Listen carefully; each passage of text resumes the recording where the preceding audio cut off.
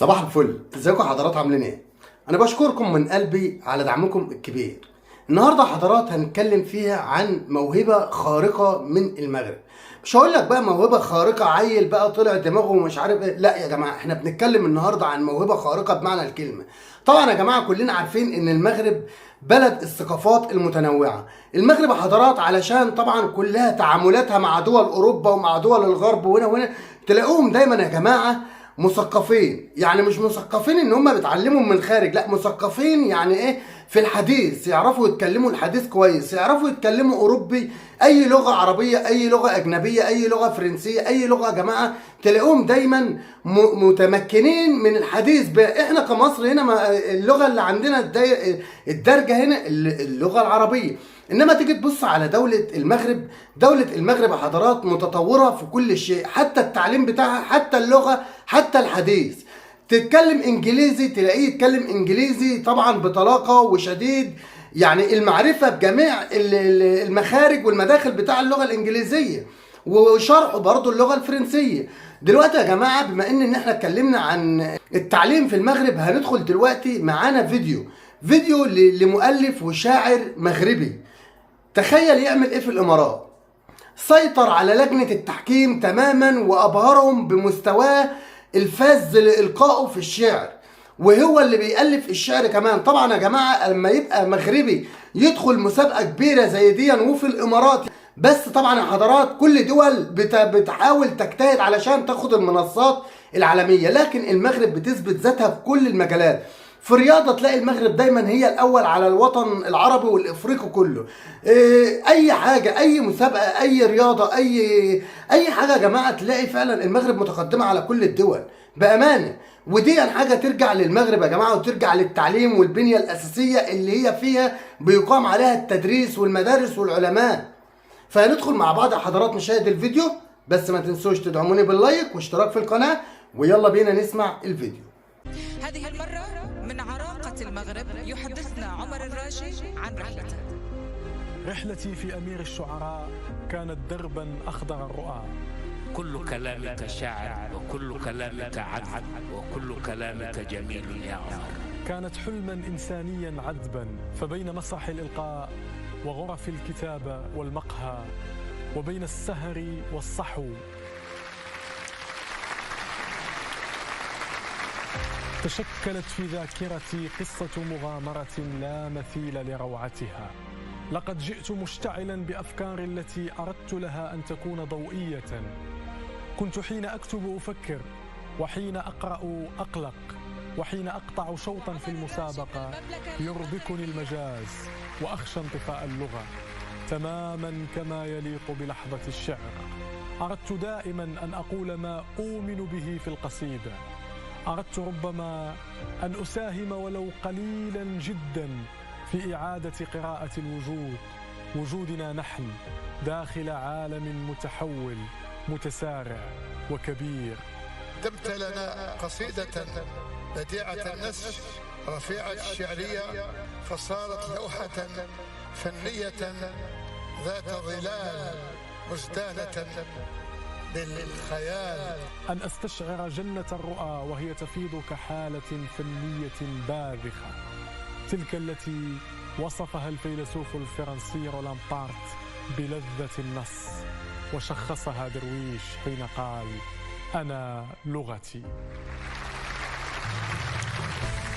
من الصحراء أرض الأولياء ومغربها أطل على سمائي، من الطنطان جئت أنا نشيدا، من الطنطان جئت أنا نشيدا، وفي أرض العيون صدى غنائي، بوادي النون تظمأ أمنياتي، وفي أقصى الجنوب خليج مائي، إلى ريم الجزيرة حن ظبي، إلى ريم الجزيرة حن ظبي ستجرحه سيوف الكبرياء. السلام عليكم، مساء الخير. أحيي لجنة التحكيم الموقرة وأحيي جمهور الشعر في كل مكان، ولا بد لي في الحقيقة أن أحيي جمهور الشعر في المغرب مدينة، وتحية خالصة إلى أهلي في الأقاليم الجنوبية. هامش للمجاز مثل اشتعال فتيل الروح في اللغة، وكالسحاب الذي يمضي بلا جهة. أمر صيفا مجازيا ويعبرني نهر الحكايات بين القلب والرئة. أكاد أغرق لولا النبض ينقذني، وحين أنطق ينمو الثلج في شفتي. هذا امتداد الأغاني في دروب دمي، أهديتها فلقا من شمس ذاكرتي. وما جرحت سماء المغرمين بها، لهم نذرت شراييني وحنجرتي. آمنت بالضوء زينت المساء له، فمر كالبرق قنديل الملائكة. كان المجاز بعيدا كدت ألمسه، حتى ما أخفق يا أسوار أخيلتي. والحرب جارحة ماذا أقول لها، ترنو إليك عيون غير عاشقتي. لكنني ممعن في السلم متقد بالياسمين، وضعفي عرش قافيتي. الآن أحلم لي غصني ولي قلقي، وبين تاج المنى والدرب أجنحتي. شكرا لكم.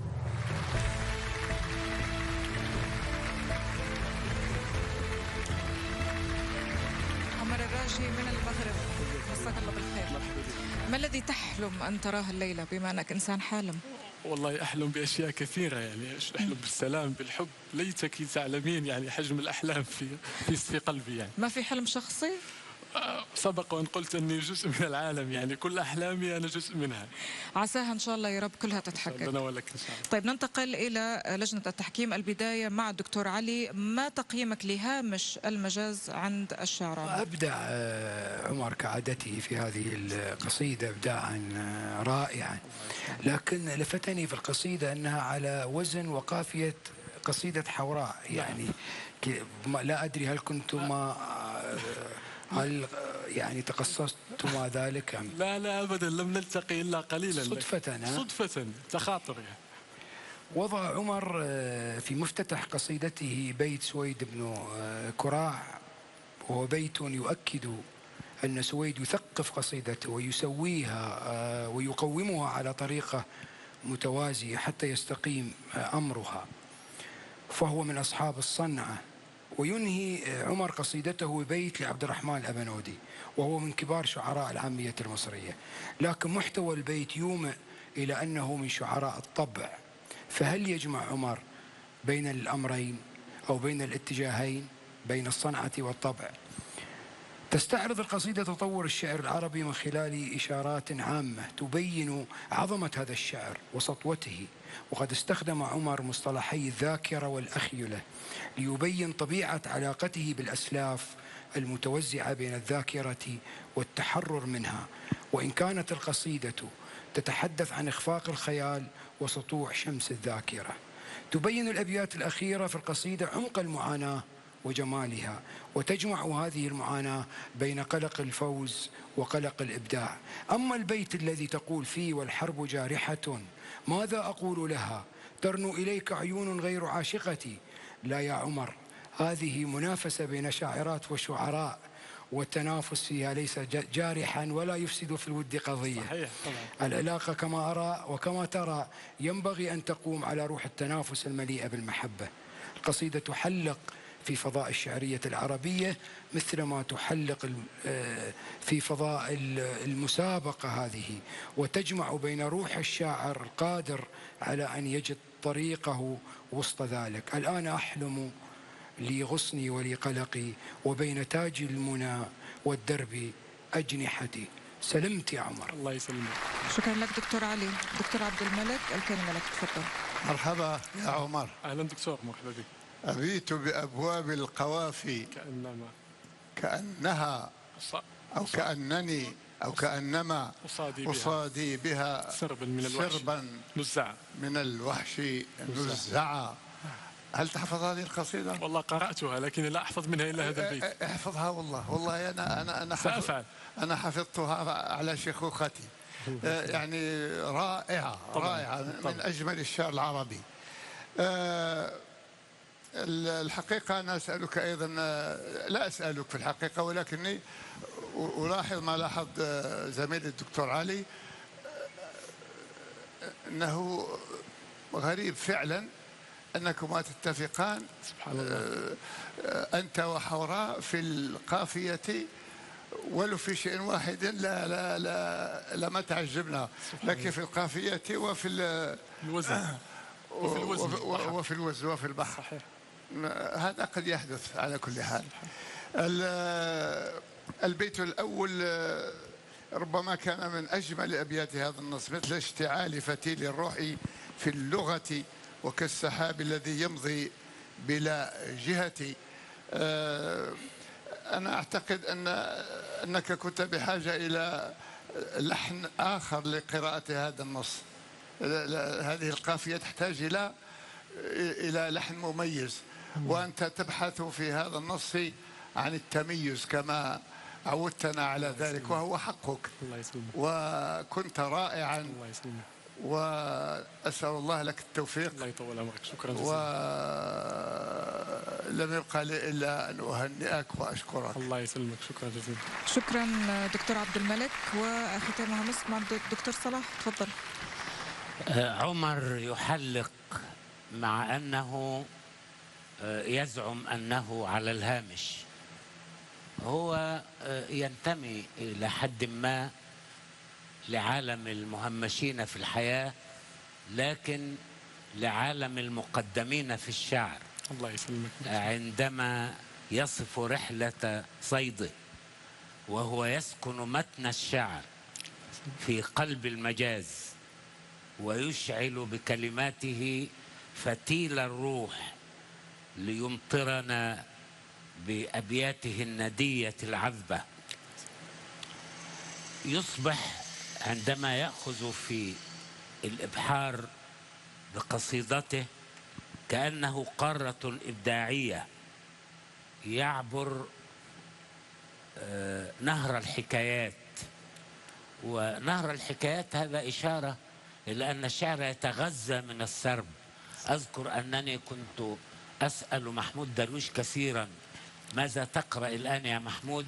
فيقول لي: بعض الروايات الهامة، لأنها هي التي تغذي الخيال. يصبح الشعر لديه مكثفا نابضا كحبات البرد على الشفاه، يلمس السحاب ويعانق الخالدين من شعراء العصر. أثمن جدا تحيتك لعبد الرحمن الأبنودي: إذ تجمع المشرق إلى حضن المغرب. ما أبدعك يا عمر. الله يسلمك يا دكتور، بارك الله. شكرا.